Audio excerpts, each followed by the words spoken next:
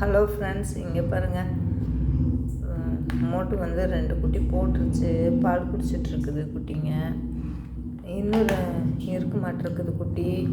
ரொம்ப வலியில் துடிக்கிறா, கஷ்டப்படுறா.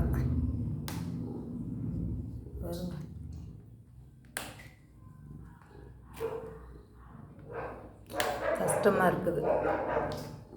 இன்னும் குட்டி வயிற்றுக்குள்ளே இருக்குது, கஷ்டப்படுறா.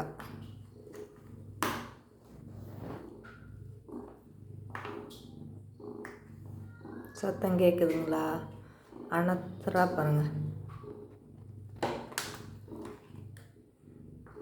சரிம்மா சரிம்மா, சரியாயிடும் சீக்கிரம் பாப்பா வந்து.